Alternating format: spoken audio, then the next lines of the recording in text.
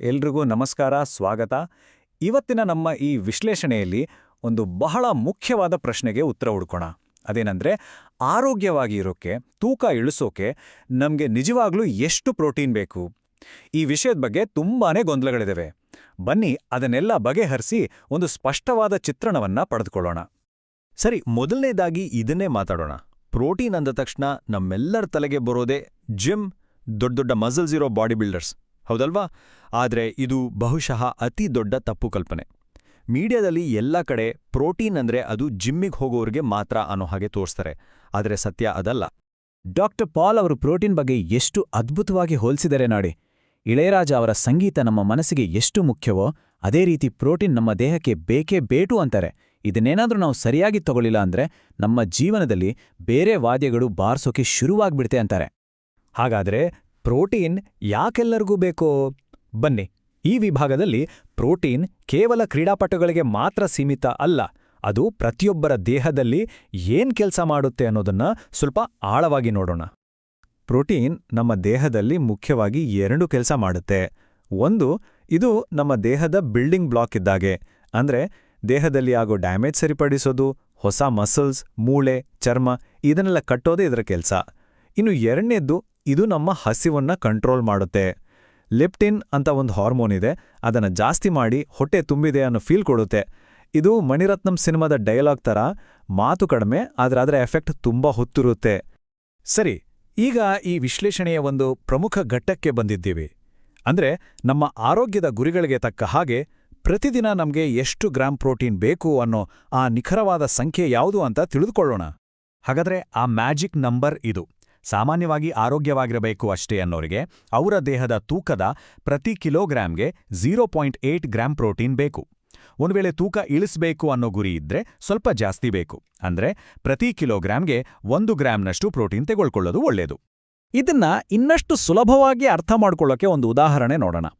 ಒಬ್ಬ ವ್ಯಕ್ತಿ 80 ಕೆಜಿ ತೂಕ ಇದ್ದು ಅವರಿಗೆ ತೂಕ ಇಳಿಸಬೇಕು ಅಂತ ಅಂದ್ಕೊಂಡ್ರೆ ಅವರ ದೈನಂದಿನ ಪ್ರೋಟೀನ್ ಗುರಿ 80 ಗ್ರಾಂ ಆಗಿರುತ್ತೆ. ನೋಡಿ, ಎಷ್ಟು ಸಿಂಪಲ್ ಲೆಕ್ಕಾಚಾರ ಅಲ್ವಾ? ಸರಿ, ಎಷ್ಟು ಪ್ರೋಟೀನ್ ಬೇಕು ಅಂತ ಗೊತ್ತಾಯ್ತು, ಆದ್ರೆ ಅದನ್ನ ನಮ್ಮ ಊಟದಲ್ಲಿ ಸೇರಿಸ್ಕೊಳ್ಳೋದು ಹೇಗೆ? ಬನ್ನಿ ಈಗ ನಮ್ಮ ದೈನಂದಿನ ಪ್ರೋಟೀನ್ ಗುರಿಯನ್ನ ಮುಟ್ಟೋಕೆ ಸಹಾಯ ಮಾಡುವ ಆಹಾರದ ಮೂಲಗಳು ಯಾವುವು ಅಂತ ನೋಡೋಣ. ನೋಡಿ, ಪ್ರತಿಯೊಬ್ಬರ ಆಹಾರ ಪದ್ಧತಿಗೂ ಒಂದೊಂದು ಆಯ್ಕೆ ಇದೆ. ಮಾಂಸಾಹಾರಿಗಳಾಗಿದ್ರೆ ಚಿಕನ್ ಮತ್ತೆ ಮೀನು ಬೆಸ್ಟ್ ಸೋರ್ಸ್. ಸಸ್ಯಾಹಾರಿಗಳಾಗಿದ್ರೆ ಮೊಟ್ಟೆ, ಹಾಲು, ಚೀಸ್, ಪನೀರ್ ಎಲ್ಲದರಲ್ಲೂ ಪ್ರೋಟೀನ್ ಸಿಗತ್ತೆ. ವೀಗನ್ಗಳಾಗಿದ್ರೆ ಕಾಳುಗಳು, ತೋಫು, ಸೋಯಾಬೀನ್ಗಳನ್ನ ಬಳಸ್ಬೋದು. ಆದರೆ ಒಂದು ವಿಷಯ, ಸಸ್ಯಾಹಾರಿಗಳು ತಮ್ಮ ಪ್ರೋಟೀನ್ ಟಾರ್ಗೆಟ್ ರೀಚ್ ಮಾಡೋಕ್ಕೆ ಸ್ವಲ್ಪ ಹೆಚ್ಚು ಗಮನ ಕೊಡಬೇಕಾಗತ್ತೆ. ಈ ಸಂಖ್ಯೆಗಳನ್ನ ನೋಡಿದ್ರೆ ನಮಗೊಂದು ಐಡಿಯಾ ಸಿಗುತ್ತೆ. ನೋಡಿ, 140 ಗ್ರಾಂ ಚಿಕನ್ ತಿಂದ್ರೆ ಸುಮಾರು 38 ಗ್ರಾಂ ಪ್ರೋಟೀನ್ ಸಿಗ್ಬಿಡುತ್ತೆ. ಆದರೆ ಒಂದು ದೊಡ್ಡ ಮೊಟ್ಟೆಯಲ್ಲಿ ಸಿಗೋದು ಬರೀ 6 ಗ್ರಾಂ. ಹಾಗಾಗಿ ನಮ್ಮ ಊಟದ ತಟ್ಟೆಯಲ್ಲಿ ಏನಿದೆ ಅಂತ ಗಮನ ಇಟ್ಕೊಳ್ಳೋದು ತುಂಬಾನೇ ಮುಖ್ಯ. ಸರಿ, ಈಗೊಂದು ಸ್ವಲ್ಪ ಕಾಂಟ್ರವರ್ಷಿಯಲ್ ಟಾಪಿಕ್ ಕಡೆ ಹೋಗೋಣ. ಅದೇ ಪ್ರೋಟೀನ್ ಸಪ್ಲಿಮೆಂಟ್ಗಳು, ಅಂದರೆ ಪ್ರೋಟೀನ್ ಪೌಡರ್ಗಳು ಮತ್ತು ಅದರ ಸುತ್ತ ಇರೋ ತಪ್ಪು ಕಲ್ಪನೆಗಳು ಮತ್ತೆ ನಿಜಾಂಶಗಳು. ಹಾಗಾದ್ರೆ ಈ ವೇ ಪ್ರೋಟೀನ್ ಅಂದ್ರೆ ಏನಪ್ಪ? ತುಂಬಾ ಸಿಂಪಲ್. ಹಾಲಿನಲ್ಲಿ 2 ತರಹದ ಪ್ರೋಟೀನ್ ಇರುತ್ತೆ. ಒಂದು ಕ್ಯಾಸೀನ್, ಇನ್ನೊಂದು ವೇ.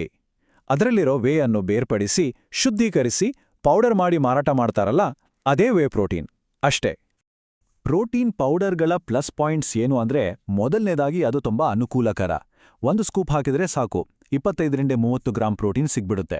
ಅಷ್ಟೇ ಅಲ್ಲ, ಇದು ಒಂದು ಕಂಪ್ಲೀಟ್ ಪ್ರೋಟೀನ್ ಕೂಡ.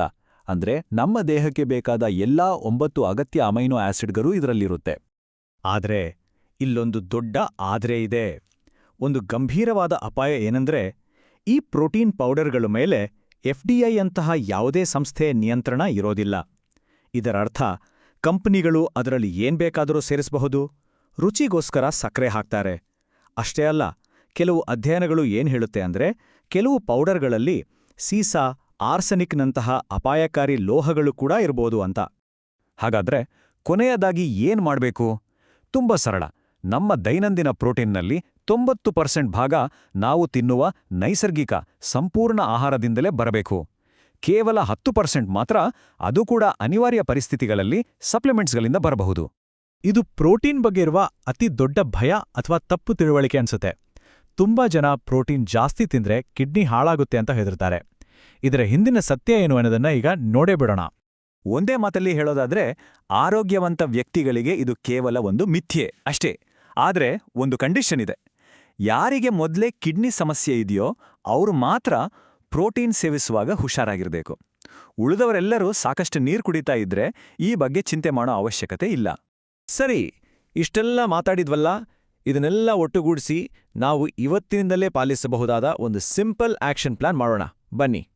ಪ್ರೋಟೀನ್ ಸೇವನೆಯನ್ನು ಹೆಚ್ಚಿಸೋಕೆ ಈ 3 ಸುಲಭ ಸ್ಟೆಪ್ಸ್ ಫಾಲೋ ಮಾಡಿದ್ರೆ ಸಾಕು. 1. ಇನ್ಮುಂದೆ ಯಾವುದೇ ಆಹಾರ ಪದಾರ್ಥ ತಗೊಂಡ್ರೂ ಅದರ ಲೇಬಲ್ ಓದಿ ಅದರಲ್ಲಿ ಎಷ್ಟು ಪ್ರೋಟೀನ್ ಇದೆ ಅಂತ ನೋಡಿ. 2. ದಿನದ ಪ್ರತಿ ಊಟದಲ್ಲಿ ಅಂದ್ರೆ ತಿಂಡಿ, ಊಟ, ರಾತ್ರಿ ಊಟ ಎಲ್ಲದರಲ್ಲೂ ಒಂದೊಂದು ಪ್ರೋಟೀನ್ ಸೋರ್ಸ್ ಸೇರಿಸೋಕೆ ಪ್ರಯತ್ನ ಮಾಡಿ.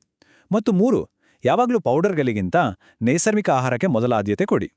ಈ ವಿಶ್ಲೇಷಣೆಯನ್ನ ಒಂದು ಚಿಂತನೆಗೆ ಹಚ್ಚುವ ಪ್ರಶ್ನೆಯೊಂದಿಗೆ ಮುಗಿಸೋಣ. ಇವತ್ತು ಕಲ್ತಿದ್ದನ್ನ ತಕ್ಷಣವೇ ಪಾಲಿಸೋಕೆ ನಿಮ್ಮ ಮುಂದಿನ ಊಟದಲ್ಲಿ ಯಾವ ಒಂದು ಪ್ರೋಟೀನ್ ಮೂಲವನ್ನ ಸೇರಿಸಬಹುದು? ಯೋಚನೆ ಮಾಡಿ ನೋಡಿ. ಮುಂದಿನ ವಿಶ್ಲೇಷಣೆಯಲ್ಲಿ ಮತ್ತೆ ಸಿಗೋಣ. ಲೈಕ್ ಮಾಡಿ, ಸಬ್ಸ್ಕ್ರೈಬ್ ಮಾಡಿ ಮತ್ತು ಶೇರ್ ಮಾಡಿ.